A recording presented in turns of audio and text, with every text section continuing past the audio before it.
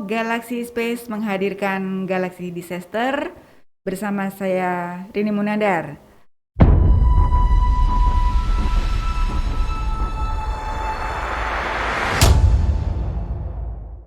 Hari ini kita akan menghadirkan atau sengaja kami menghadirkan seorang pakar yang bisa membagikan ilmunya kepada kita dan pengalaman beliau.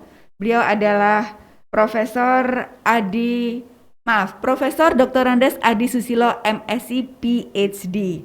Cukup panjang perjalanan hidupnya dan perjuangannya untuk bisa meraih itu. Saya hanya S1, Prof. Beliau adalah pakar geofisika, guru besar MIPA Universitas Brawijaya, sekaligus Ketua Pusat Studi Kebumian dan Kebencanaan Universitas Brawijaya. Betul ya, Prof ya? Betul, Rini. Oke, Prof, terima kasih sekali sudah berkenan hadir. Sebuah kehormatan bagi kami untuk bisa menghadirkan Prof di sini dan berbagi ilmu. Terima kasih telah diundang juga di studio yang sangat bermanfaat untuk kita semuanya. Insya Allah ya, Prof ya. Hari ini kita akan mengangkat topik seperti yang disampaikan Prof adalah membaca tanda-tanda zaman, mewaspadai bencana alam. Saya baca judulnya aja sudah bergetar. Bisa dijelaskan ya, Prof? Ya, jadi begini, membaca tanda-tanda alam, mewaspadai bencana alam. Artinya apa? Kita setiap hari disuguhi berita adanya bencana alam, banjir, gempa bumi, gunung api meletus, dan sebagainya. Itu semuanya mestinya kita sudah bisa membaca karena kita hidup di daerah Ring of Fire atau gugusan gunung api, dan juga di pertemuan dua lempeng yang di sebelah barat ini adalah lempeng Indo-Eurasia dan lempeng Australia, dan yang sebelah timur sana adalah Australia dan lempeng Pasifik. Itu adalah tumbukan dua lempeng itu sangat mempengaruhi pola kehidupan di kita semuanya. Jadi kita hidup bukan di negara api ya, Prof ya, di Ring of Fire. Ring of Fire. Namanya keren tapi mengerikan ya. Berkaitan dengan itu, kita tinggal di lempeng dan di Ring of Fire. Dalam sejarah Indonesia yang berpengaruh terhadap dunia dan semesta ini kalau nggak salah, ada Danau Toba, ada Danau Batur, ada Krakatau, dan Kota Malang. Kalau Danau Toba jadi danau ya, Iya. Batur juga jadi danau. Kalau Krakatau memecah Sumatera dan Jawa. Dan yang di Malang ini Gunung Purbanya meletus dan jadilah Malang Raya saat ini gitu. Artinya memang kita asalnya dari bencana juga ya, Prof ya. Ya, justru kita penuh dengan bencana itu bukan sebuah kesedihan buat kita. Itu sebetulnya kalau kita ikuti itu adalah keberuntungan buat kita. Tidak semua negara mempunyai kondisi seperti kita Indonesia ini. Hanya di Indonesia inilah di dunia itu yang mempunyai kondisi ini bisa stabil. Artinya memang bumi itu berusaha untuk menjaga kestabilannya dengan cara apa?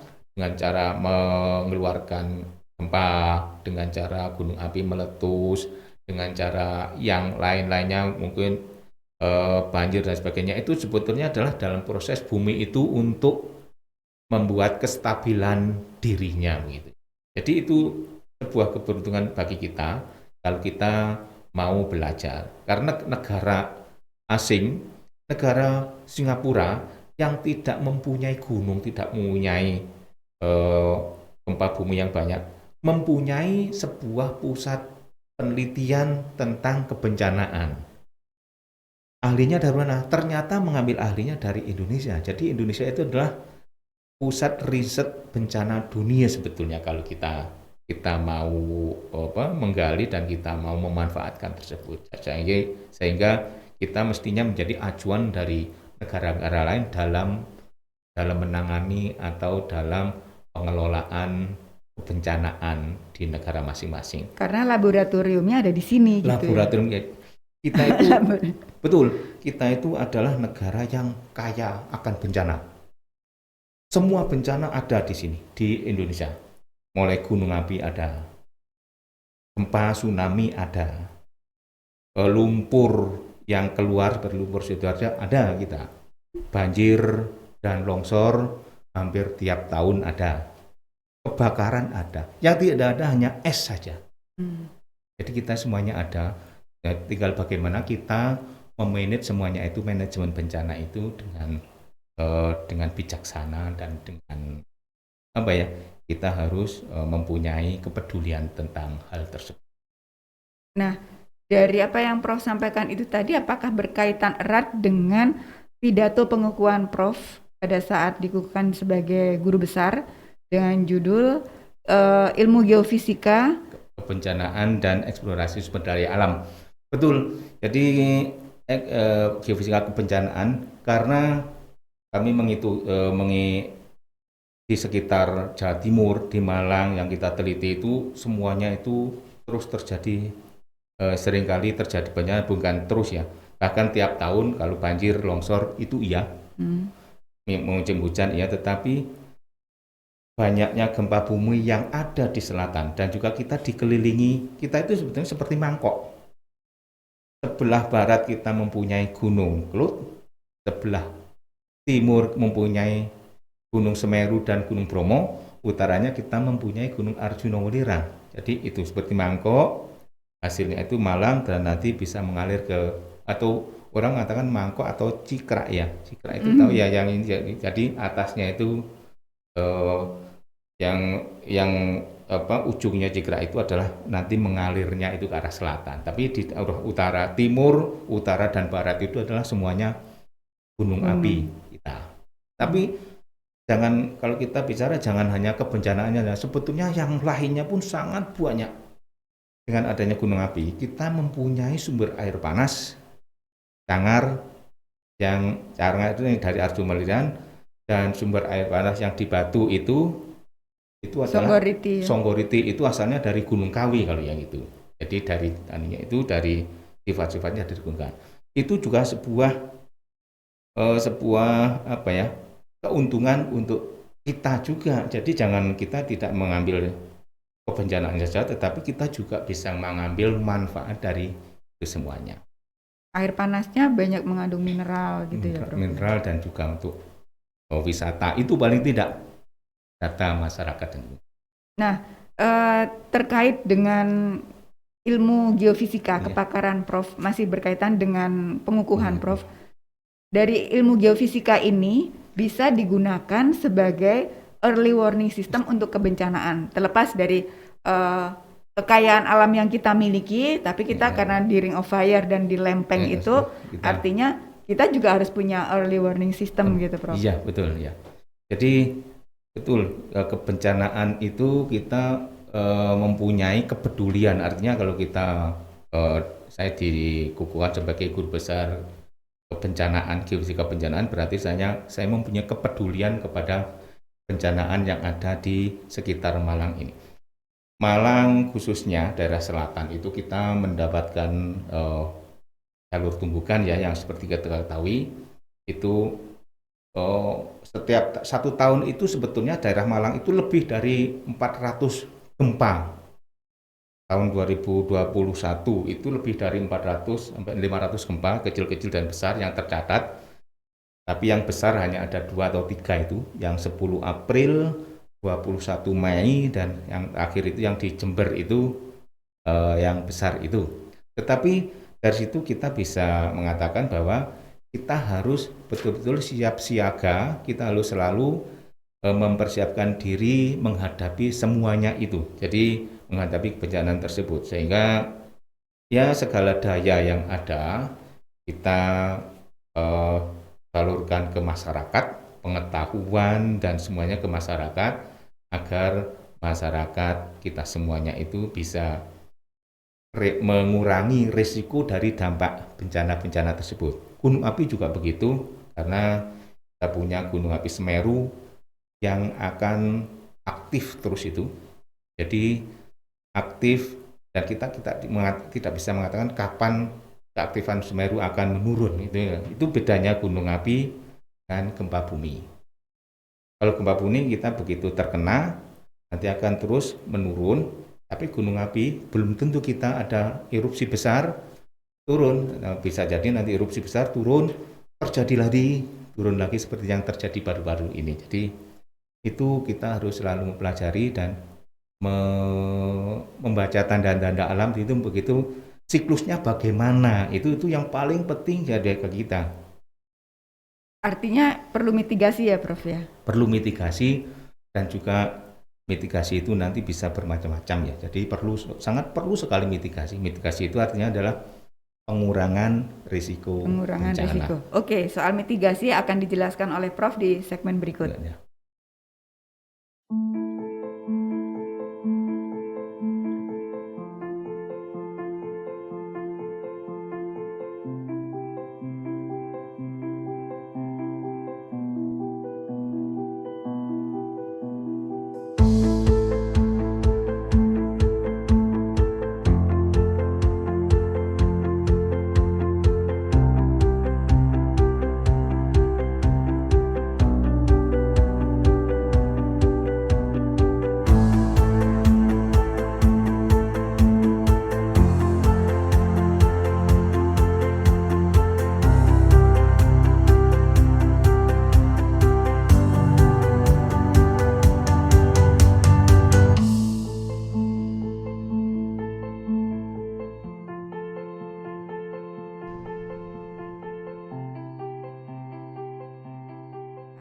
Dengan yang Prof sampaikan tadi, hidup di tengah ring of fire, di atas ring of fire, di atas lempeng Eurasia dan apa, Prof?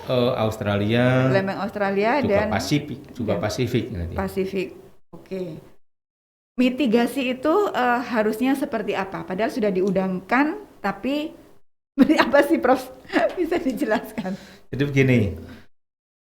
Kalau kita bicara mitigasi, kita tidak akan terlepas dari yang namanya Undang-Undang Nomor 24 Tahun 2007 mengenai bencana alam. Di situ diterangkan mengenai apa itu bencana, apa itu bencana alam, apa bencana non alam dan sebagainya. Bencana alam, mungkin kali ini kita bicara tentang bencana alam, yaitu bencana akibat gunung api, tsunami, gempa bumi, yang non alam itu bisa penyakit dan sebagainya. Tetapi setelah itu kita ada juga term yang namanya mitigasi di situ di bab selanjutnya. Mitigasi itu sebetulnya adalah pengurangan risiko bencana. Mitigasi bencana itu mengurangi risiko bencana. Bagaimana kita itu akan mengurangi risiko bencana? Sebetulnya saat ini kita mengenal apa yang dinamakan pentahelik kesemuanya itu. Pentahelik itu apa? Kalau orang terkena bencana, ada bencana yang tanggung jawab adalah pemerintah saja dan masyarakat yang terkena. Sekarang itu sudah 5. Masyarakat bertanggung jawab, pemerintah bertanggung jawab, akademisi atau relawan itu bertanggung jawab, dunia usaha juga bertanggung jawab, dan tak lepas yang kelima itu media massa. Kesemuanya itu harus juga bertanggung jawab. Artinya itu berusaha untuk ikut yang media massa memberitakan kondisi yang sebenarnya tanpa menambah atau mengurangi, dan juga tidak menakut-nakuti. Itu yang paling utama. Jangan sampai media massa itu adalah memberitakan yang nanti bisa membuat takut, tetapi beritakanlah yang sebenarnya, atau jangan sampai membuat masyarakat panik. Dunia usaha jelas itu akan membantu. Relawan dan akademisi ini dalam mitigasi itu juga banyak sekali berperan, karena nanti relawan akan datang, akademisi juga akan membuat mapping kebencanaan dan sebagainya. Yang jelas adalah masyarakat. Nah, masyarakat sendiri sekarang itu juga sangat berperan penting. Artinya apa?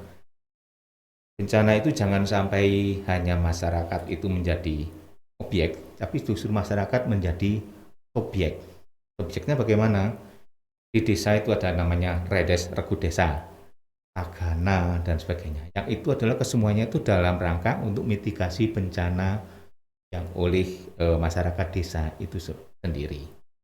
Di Malang Selatan kita ada mempunyai apa yang namanya Malang Selatan Rescue atau MSR. Mereka itu adalah anak-anak muda yang peduli dengan bencana dan mereka itu siap untuk dilatih dalam rangka untuk ikut mitigasi bencana di masyarakatnya di sana. Tuh.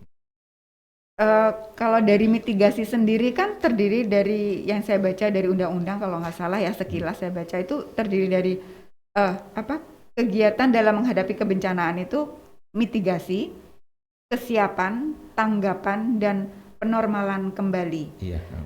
Yang terjadi selama ini adalah jika terjadi bencana tiba-tiba boom gitu Iya. saja, terus semua orang berusaha untuk membantu, tapi ketika datang ke lokasi bencana bawa benderanya masing-masing. Di mana pentahelixnya, Prof?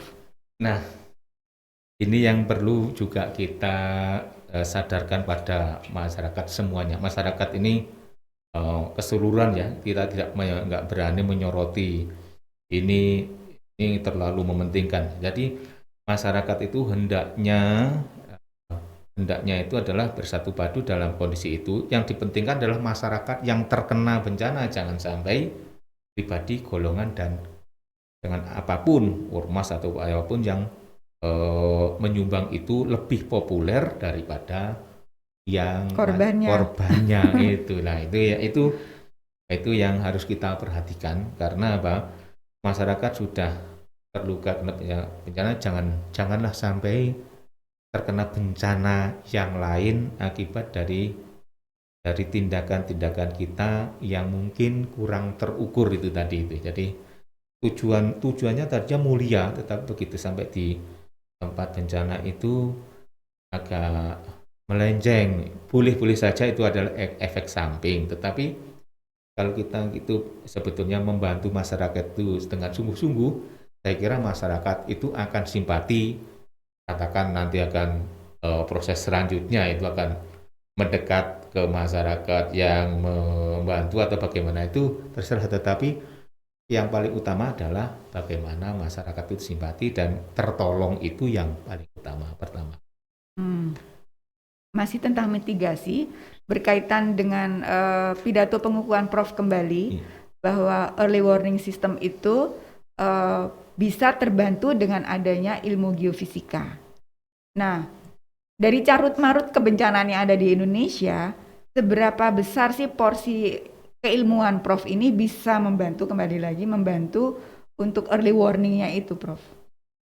Early warning yang kami angkat itu adalah kita hendaknya mengerti periodisasi dari sebuah bencana.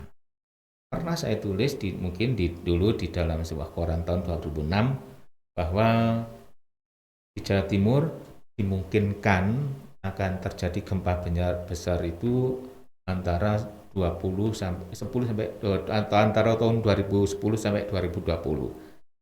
Ternyata gempa besar muncul adalah 2021. Dalam mata geologi itu tidak ada artinya hanya 2 bulan atau 3 bulan itu. Jadi itu teman-teman akan sangat mencari lagi saat itu.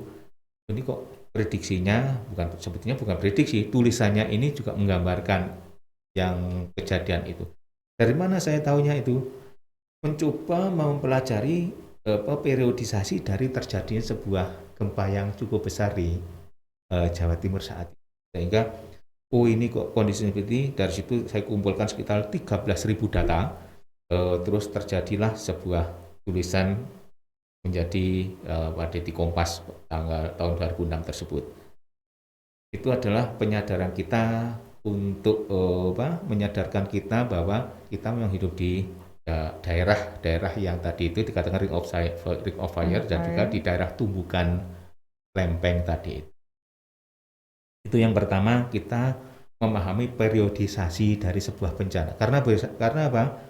Sebetulnya bencana itu adalah terus berperiode. Karena kalau gempa, ibaratnya begini, kalau kita terus mendorong sebuah tempat, kayu lah katakan ya, kayu itu kita dorong terus pelan-pelan, pada suatu saat sudah tidak bisa nahan, itu akan terjadi patah.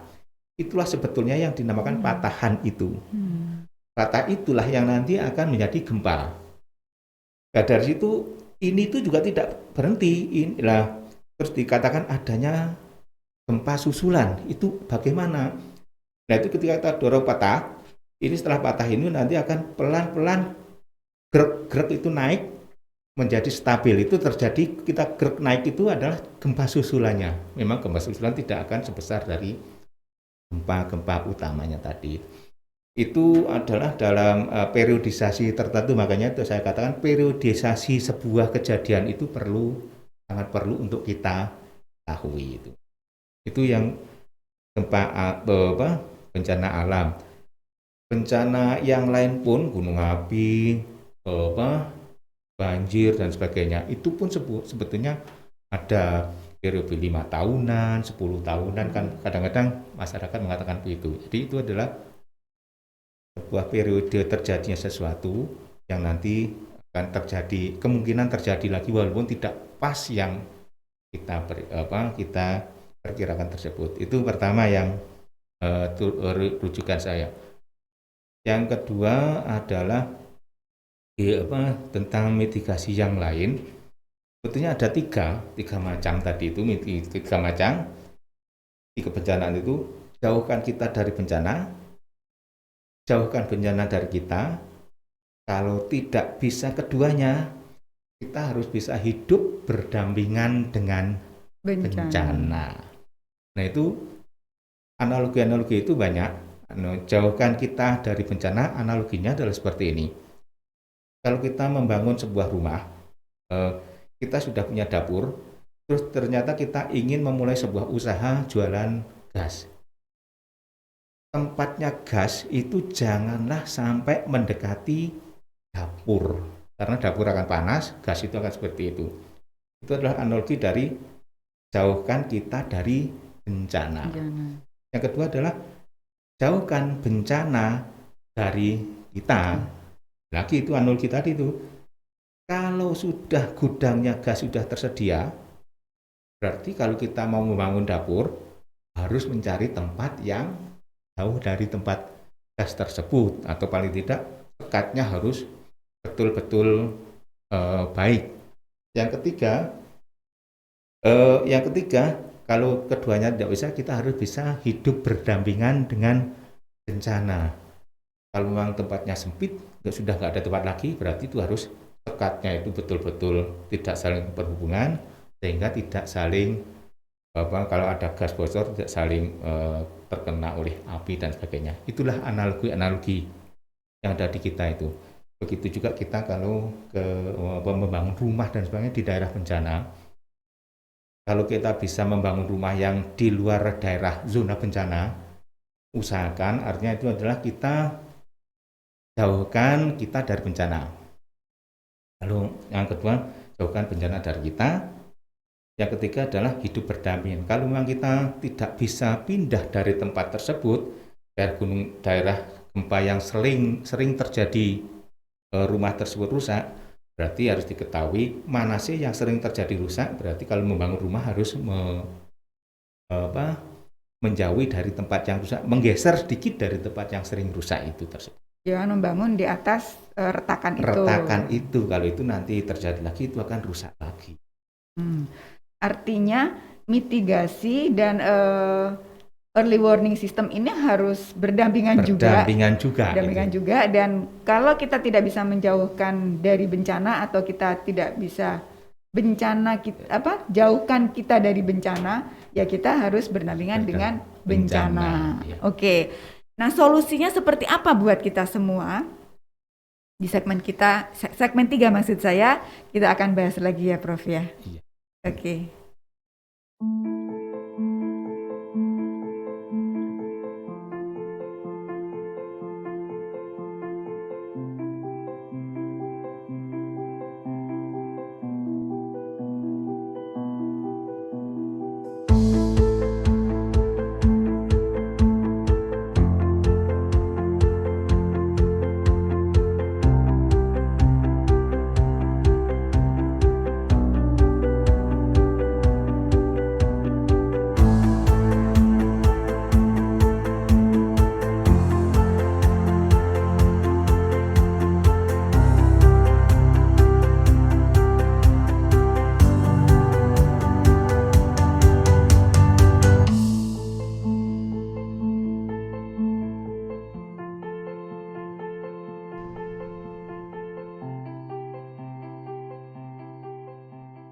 Baik, kita lanjutkan tema kita hari ini, membaca tanda-tanda zaman, mewaspadai bencana alam bersama Prof. Adi.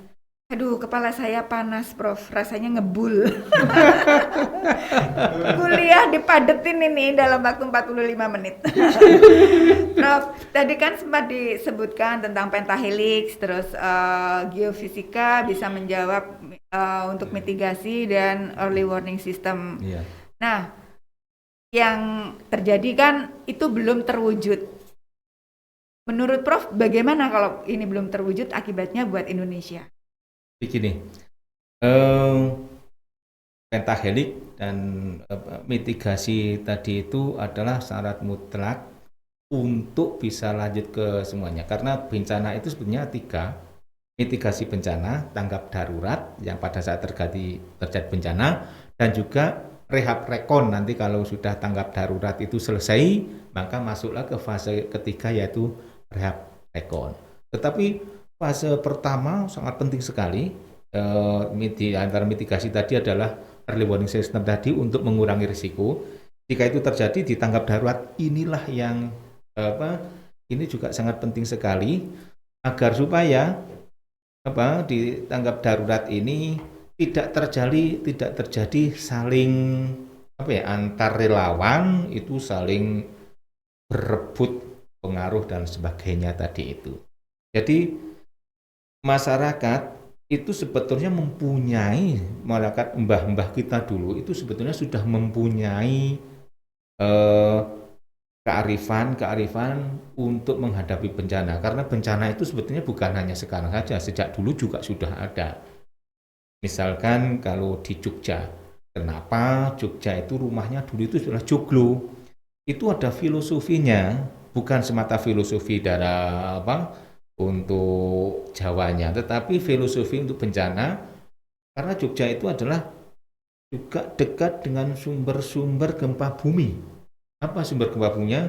Ada patahan opak yang tahun 2006 itu merusakkan jalur sampai Delanggu Klaten itu adalah untuk mengantisipasi adanya itu. Jadi kalau rumah joglo itu adalah karena tidak nancap, itu ketika terjadi gempa itu hanya akan goyang saja, tidak akan merusak struktur bangunannya, pecah dan sebagainya. Sebetulnya gempa bumi, katakan itu ya salah contoh, nggak berbahaya kok.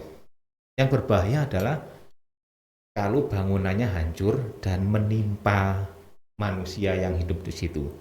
Pasaman Barat yang sekarang ini korbannya itu bukan karena gempa buminya, tapi karena kena bangunannya tertimpa bangunan itu. Yang tadi pagi saya baca ada 7 korban, itu adalah korban jiwa karena tertimpa bangunan yang runtuh itu.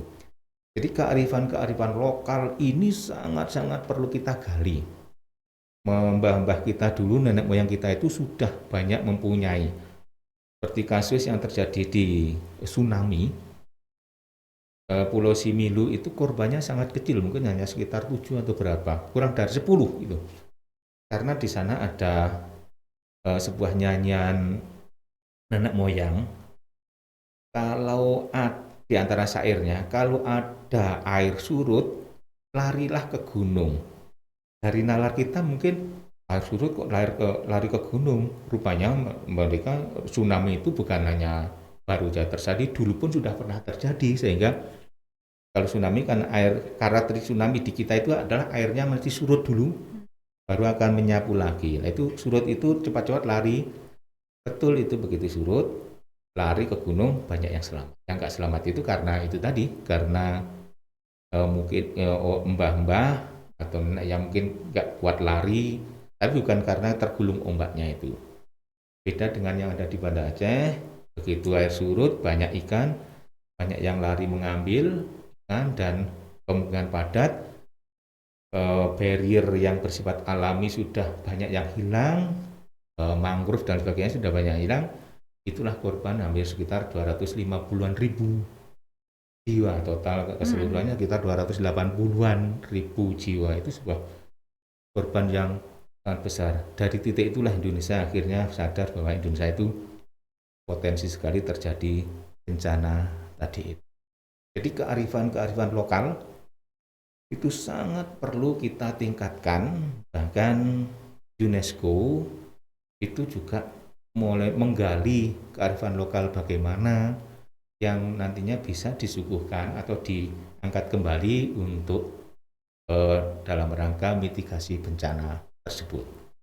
Dan itu tidak hanya terjadi di Indonesia aja, Tidak yang hanya dilakukan terjadi oleh UNESCO. Iya, jadi tapi UNESCO itu belajarnya Indonesia ternyata sudah mempunyai kearifan lokal sebelumnya. Setelah belajar itu, kalau begitu diangkat aja mulai dari Indonesia itu, sehingga nanti masing-masing negara itu juga akan mempunyai kearifan lokal sendiri. Jadi ini Indonesia pun itu mungkin bisa ribuan kearifan lokal, itu diangkat itu nantinya juga. Dan itu adalah sebuah program besar dari UNESCO untuk mengangkat kearifan lokal dalam hal kebencanaan. Menyinggung soal komando bencana, Prof sempat menyampaikan bahwa jika terjadi bencana di wilayah Indonesia, harusnya ada satu komando. Ya. Kembali ke masalah tanggap bencana dan sebagainya. Bisa dijelaskan singkat, Prof? Ya, sekarang Indonesia sudah ada BNPB. BNPB itu adalah Komando Bencana di tingkat nasional. Di tingkat kabupaten provinsi ada BPBD.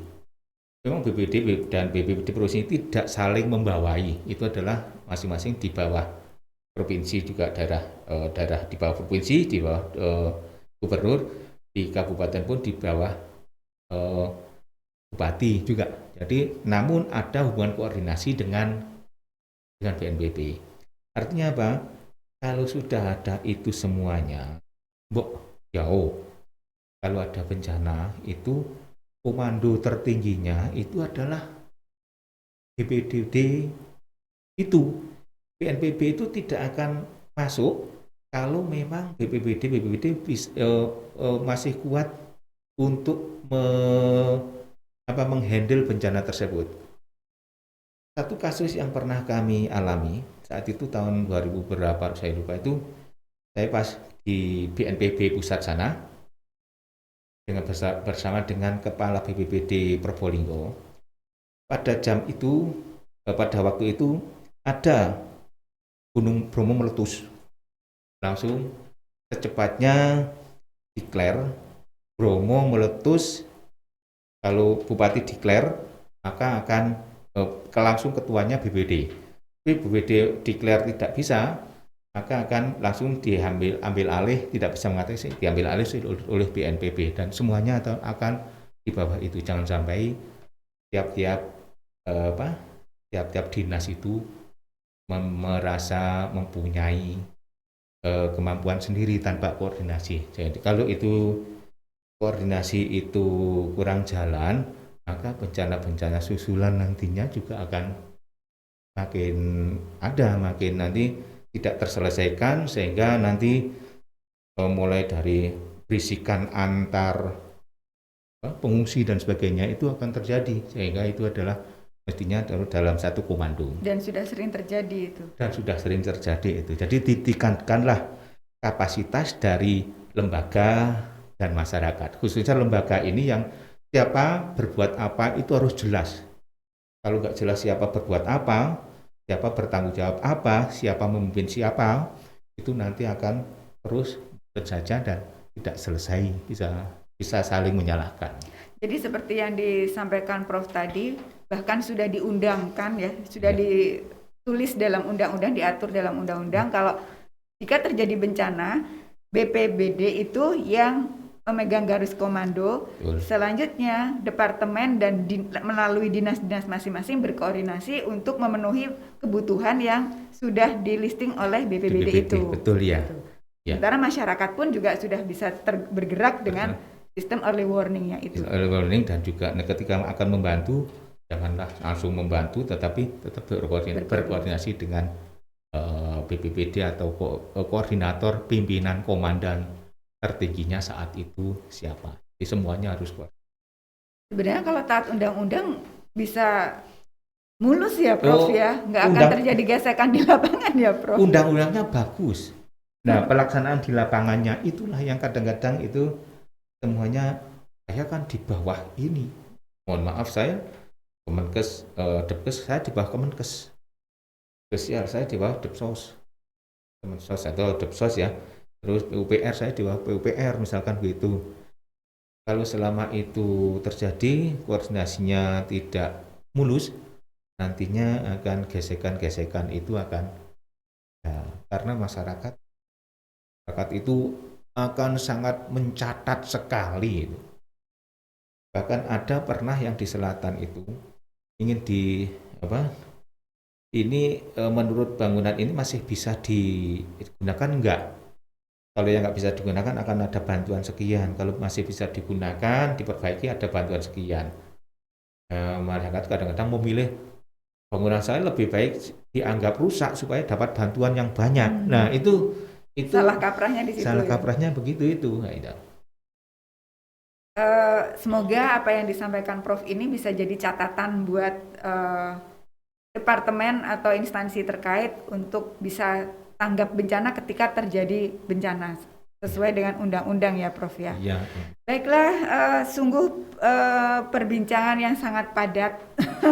Semoga bukan cuma mencerahkan tapi juga memberikan solusi ketika kita menghadapi bencana, karena bagaimanapun juga kita hidup di atas ring of fire, lempeng bumi, dan menggali kearifan lokal dan menjalankan undang-undang yang sudah ditetapkan adalah kunci untuk kita bisa berdamai atau hidup berdampingan dengan bencana. Hidup sejahtera di Katulistiwa ya Prof ya. Iya, betul ya.